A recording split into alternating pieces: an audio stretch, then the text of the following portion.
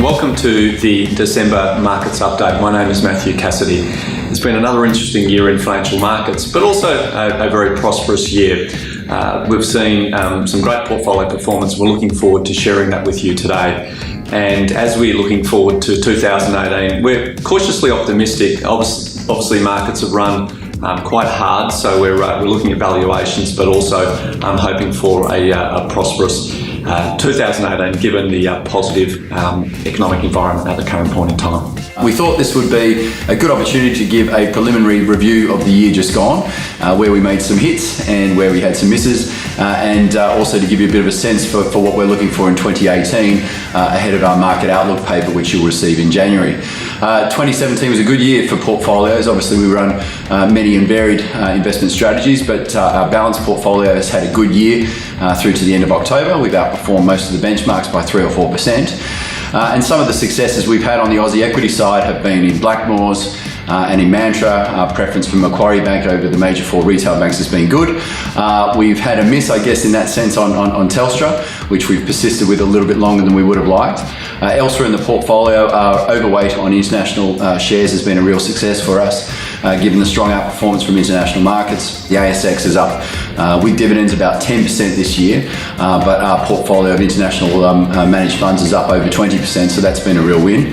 And also on the defensive side of things, where returns have fallen significantly with low cash rates, we've done well by having had a very strong position in bank hybrid securities, which we've now trimmed back down, but that was a real winner for us on the defensive side as well. So it's been a good year in 2017. Fingers crossed the next couple of weeks continue to be so. So fortunately, with a decent year to date in 2017, our hopes are that 2018 can be replicated with some decent returns, but I think it'll be a little bit more difficult in the year ahead.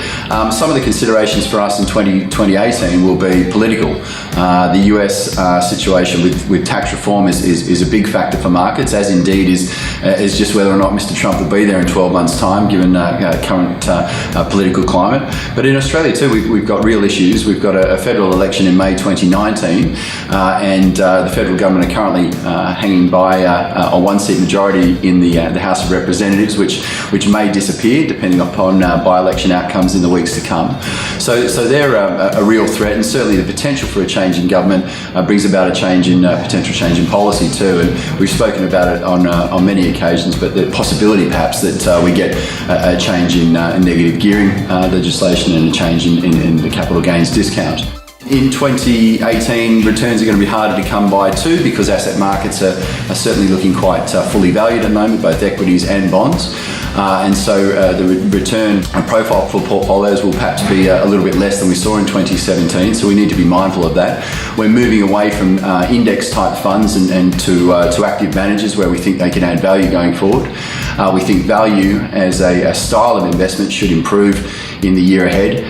It's been a poorly performing strategy in the past 5 or 6 years, where growth has really dominated, and you can see that with the likes of Google and Facebook and Amazon being really strong performers. But we think that will revert in 2018. And we also think we're going to start seeing interest rates rise as many of the global central banks who have fueled much of the asset market rise in recent years start to pull back on that liquidity too. So it'll be a different year in 2018, but fingers crossed we can hold in there and achieve the sort of returns that we did in 2017. With the new calendar year, the thought for a number of people is their financial year resolutions. We would encourage any loved ones that are thinking about their financial affairs in 2018 to consider financial advice and the positive impact that can make on them. We'd love to speak to any of your loved ones and hopefully create a positive impact on their thoughts for a prosperous 2018. On behalf of our team, we wish you and your loved ones a happy holiday season.